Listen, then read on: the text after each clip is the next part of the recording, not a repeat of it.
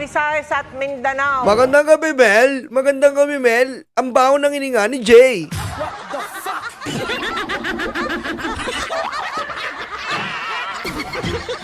Barko ng Pilipinas ang tinarget.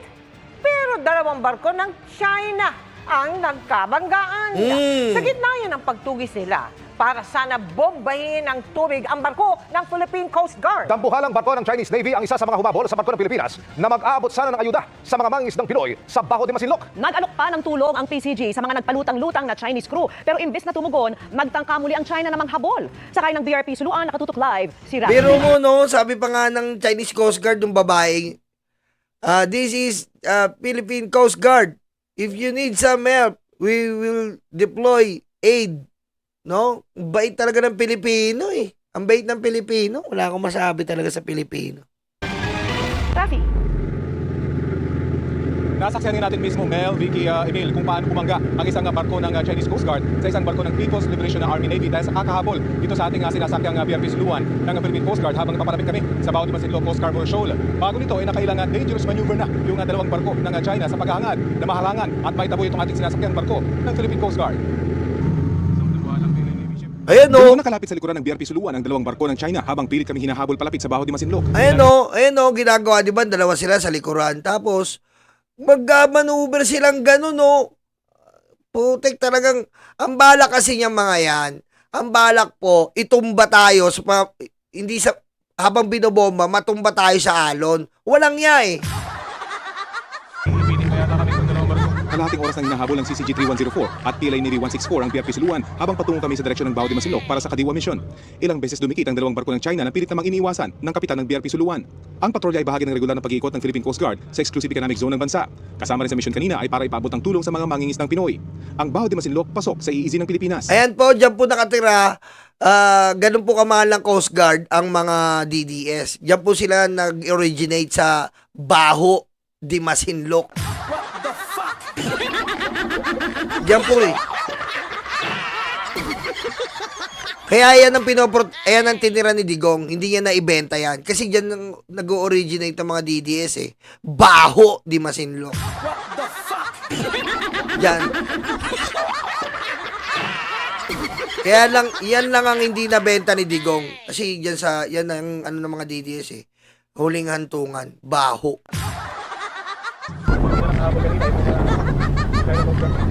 Kaya ito na yung PLA Navy 164 ang pahabol sa akin at kung harangan yung paglapit namin sa Baho de Masinloc. Kita naman kung gaano hindi ang lapas. Yan oh, grabe. PLA Navy 164. Grabe no. Gatigan. Yan oh. Oh, teko. Nang hindi maharangan ng BRP Suluan, nagbukas na ng water cannon ng Coast Guard ship ng China habang pilit kami hinahabol. Naka-ready na, oh. Makikita sa mapang ito ng aming dinaanan, ilang beses lumiko at nagpaikot-ikot ang BRP Suluan para maiwasan ang dalawang barko ng China. 10 kilometro bago kami makarating sa Baho de Masinloc, mas naging agresibo na ang dalawang dayuhang barko. Sa isang punto, ilang beses na silang muntik magbanggaan. Yan! Di pa kayo nalunod, lahat-lahat kayo. Sa mangyari na ang hindi inaasahan. Ayan o, Bugo!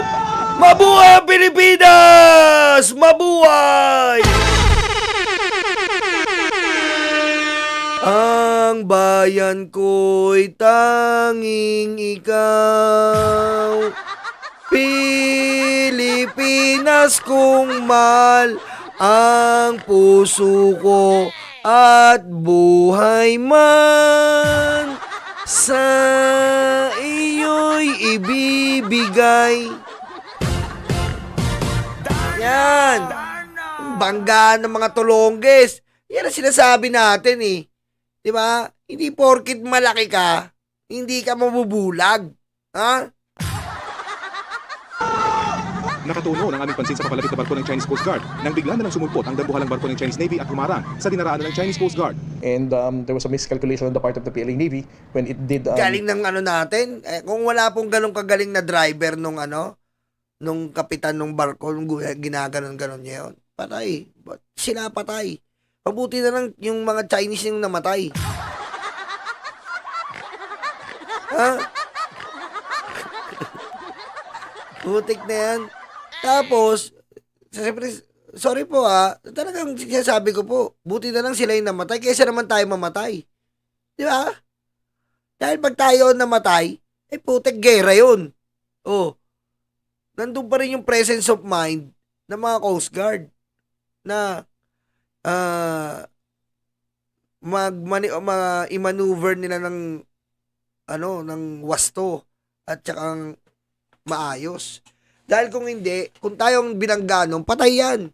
Tsaka nakita nyo po yung Chinese Coast Guard, yung sinasakyan nila, putik gawa sa kahoy. What the fuck? No? Ano yung gawa sa Shopee?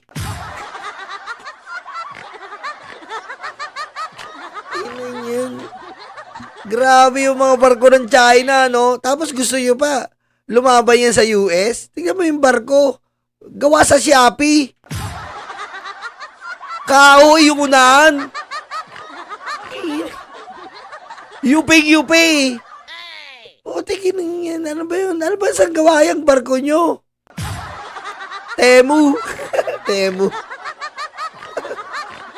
A very sharp turn. Siya yung bumangga sa China Coast Guard vessel. Sa lakas ng impact, halos tumagilid ang CCG-3104. Hello, boom! Kuha mula sa aking 360 Yan! camera, makikitang ang Boom! Ang sarap sa pakiramdam, no? Ako sarap sa pakiramdam ko. Parang nabuhay yung pagka na, patriotism. Diba? Pansinin nyo yung mga DDS reactor, hindi, malungkot sila. Malungkot sila kasi nagpapasweldo sa kanila yan eh. What the fuck?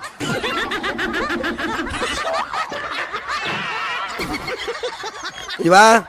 Oh, yung mga senador natin, yung mga kupal na senador, hindi man lang nila pinapunta sa Senado yan. Hindi nila pinapunta. Pinarangalan. Hindi nila ginawa yun. Ganun po kakupal ng mga senador natin. Dati hindi ganyan. Mga senador natin, yung mga naabutan pa nga ni Loren Legarda, diba? Ayan, nandun kaagad yan, mga bayani yan. Mga senador natin ngayon, wala. Iniintindi nila, flood control. What the fuck?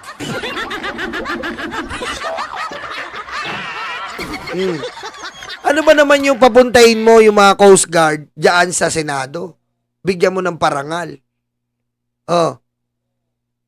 Ngayon, hindi nila magawa kasi nga, bawal eh. Nakami-meeting lang ng Senate President nila sa China eh. Malungkot si Cheese.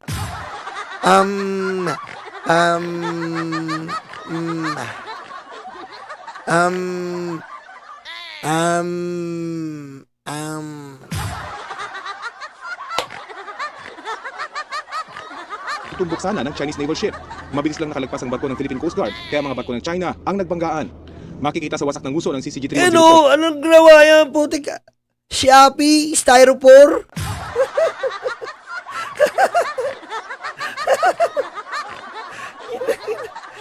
Ano ba gawa niya yan, China? Ba't ganyan yung barko nyo? Ha? Anak ng wedding naman, oh. Grabe naman. Kasi yan pa yung gusto nyo yung ayan pa yung nagmamatapang sa US? Ayan ba yung nagmamatapang sa US? Ganyan, nilalaban mo sa US? Eh, puta ka na yan.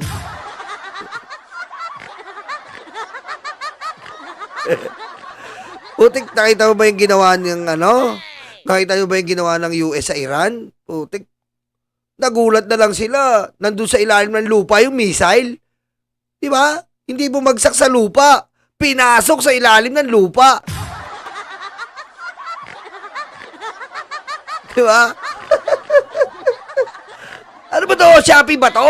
Ha? China? Ano ba yan? Ano ba sa mga ginawa yan? Saan ba ginawa yung mga barko nyo? Ha? May namatay po dyan, 2. So, kasalanan po nila yan. Buti na lang po talaga may video kasi babalik na rin. At sabi pa ng China, kasalanan daw natin, pumasok tayo sa teritoryo nila. What the fuck?